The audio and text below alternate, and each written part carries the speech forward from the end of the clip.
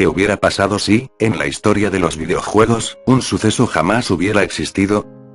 Eso es algo que intenté predecir con sus 3 candidatos actuales más reconocidos mundialmente. Pero, siempre hay baches y huecos en las historias que no dejan indiferente a nadie, ya que su influencia fue tan grande, o aún mayor, en el desenlace de un suceso. ¿Cómo hubieran sido los videojuegos sin Sega? Eso es algo que quiero intentar saber ahora. ¿Qué onda a todos? Aquí Luke desde el canal de Paulillo.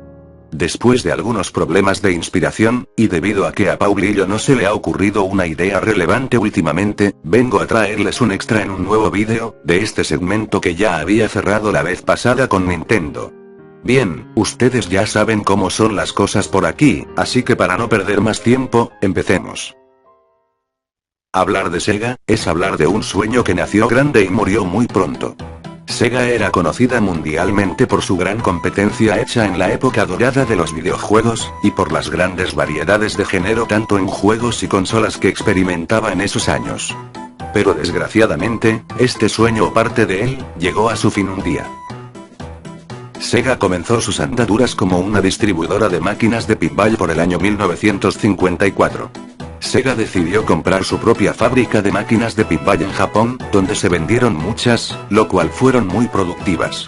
En 1980 Sega sacó sus sistemas de videojuegos arcade, y más tarde se adentró en el mundo casero, donde fue muy recordado con su sistema de entretenimiento, Sega Master System. Un sistema de 8 bits que tuvo que combatir en esos años con la NES, donde quedó muy al margen del mercado, no solo por la competencia, sino por el monopolio de compañías que manejaban el entretenimiento en esos tiempos. Años después, nace la Sega Genesis, o Sega Mega Drive como se le conoce en América, consola que lograría destronar a la NES en esos años, pero que tendría que enfrentarse a la SNES que venía en camino. Durante los siguientes años la Mega Drive compitió directamente con la 16 bits de Nintendo, la SNES, y recibió curiosos periféricos que no alcanzaron el éxito como el Sega Mega CD o el Sega 32X. Consiguió alzarse como líder de ventas en Europa aunque sus ventas en Estados Unidos y Japón y por tanto globales fueron inferiores a las del sistema de Nintendo. Eso sí, para esa consola, nació uno de los personajes más icónicos y que aún se mantienen en la industria del videojuego, y ese es Sonic. El erizo azul más famoso del mundo, pisaba la Tierra, para tener una rivalidad épica y recordada con Mario Bros. Y Nintendo. Lo que más tarde sería la huella, de la época dorada de los videojuegos. Sega se había labrado un gran prestigio en el mundo de los arcades con juegos tan famosos como Outrun, Shinobi, Afterburner, Virtua Racing o Virtua Fighter cuyas conversiones se transformaban siempre en grandes éxitos. Pero empezó a presentar graves errores en cuanto a la creación de más artículos de consolas, como fue el Sega CD. Y como ya hiciera con los 16 bits, Sega fue la primera en pasar a los 32 bits con su Sega Saturn, y por primera vez se vio recompensada en Japón con unas ventas espectaculares durante su lanzamiento en 1994. Desgraciadamente en el resto del mundo la acogida fue algo más fría y rápidamente fue superada en ventas por la PlayStation de Sony. El resultado fue que a finales de 1997 la consola ya casi había desaparecido, manteniéndose únicamente en Japón hasta 1999 gracias a juegos basados en las licencias de diferentes mangas. Tras la triste historia de la Saturn, Sega se encontraba en una grave crisis financiera, pero aún tuvo tiempo de fabricar una última consola antes de abandonar este mercado. Sega dio a luz a la Dreamcast en 1998, llegando a Europa y Estados Unidos en 1999, la consola de 128 bits era una apuesta a doble o nada, pero Sega volvió a perder la partida. Los usuarios no se vieron atraídos por la potencia de la nueva consola y permanecieron fieles a la PlayStation o decidieron esperar a la salida de la nueva PlayStation 2 para poner un pie en los 128 bits. Finalmente la consola murió a principios de 2001, pero continuó lanzando juegos para ella. Sega empezó un nuevo camino, dejando las consolas y centrándose únicamente en los juegos. Un negocio que no le ha ido mal últimamente, pero que siempre será recordada, por sus clásicas consolas, y sus mágicos enfrentamientos comerciales, en esta industria. Bueno, ahora sí, después de la semi-historia de Sega, es hora de contar las teorías. Pero esta vez, no solo las haré de lo que hubiera pasado si Sega nunca hubiera existido, sino también, como extra, daré una teoría de cómo serían los videojuegos, si Sega no hubiera dejado el mercado de las consolas. Ahora sí, empecemos. Teoría 1. Sin Sega en el mercado, probablemente, no hubiera existido la época dorada de los videojuegos. Recordemos, que si hubo un factor crucial, de que esta época fuera tan marcada en la historia, se debe gracias a la gran rivalidad que tuvo Nintendo contra Sega. En la cual, hubo derroches, ataques indirectos, y más que nada, juegazos por los cuales intentaban superarse el uno al otro. Eso sí, también el simbolismo mágico que representó la lucha de las dos mascotas más remarcadas de ambas compañías. Sonic, llegaría a ser un personaje tan mítico, como ha logrado ser, el personaje de Mario. Una hazaña grande, que ningún otro personaje, ha podido representar. Teoría 2.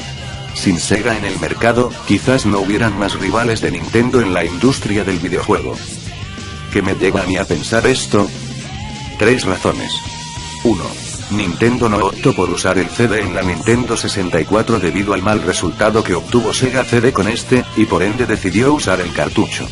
Quizás sin el error de Sega presente, la historia de la Nintendo 64 hubiera sido diferente.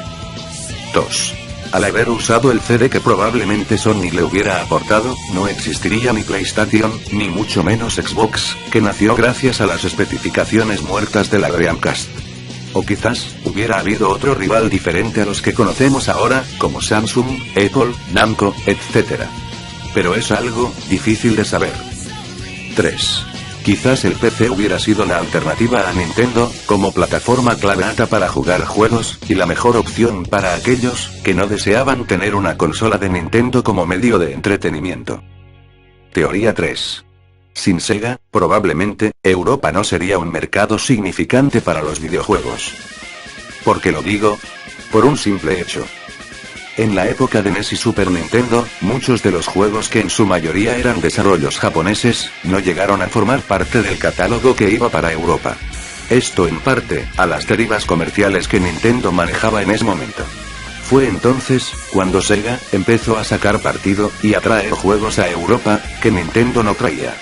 Fue entonces cuando la industria del videojuego se acentuó en otro mercado diferente al japonés y al americano, y Europa pasó a formar parte de un mercado relevante para esta industria.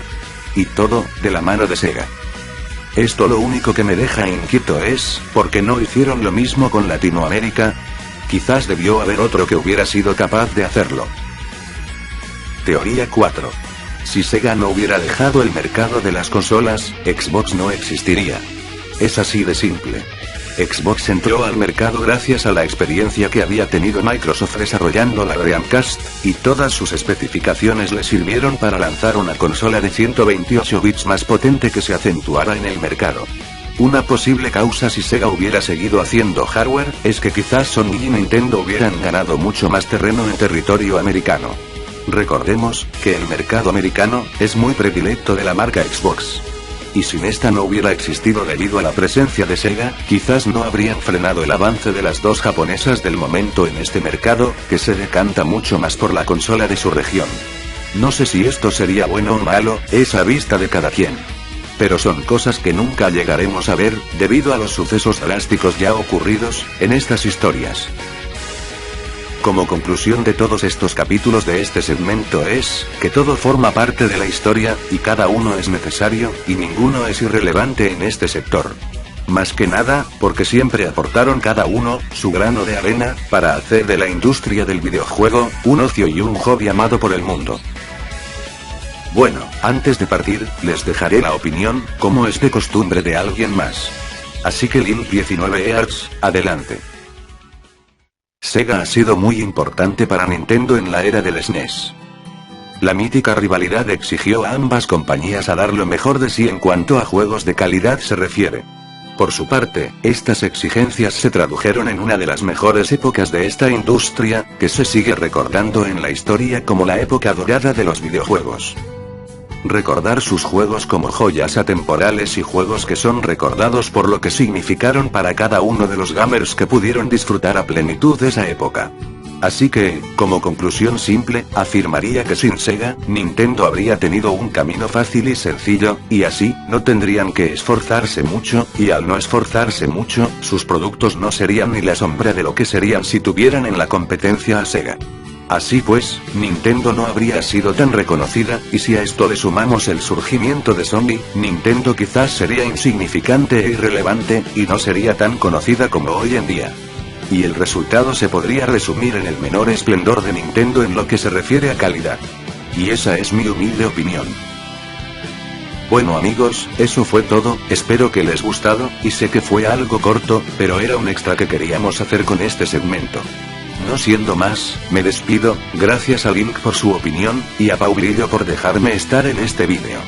Que tengan todos felices fiestas, y nos veremos en otro vídeo, adiós.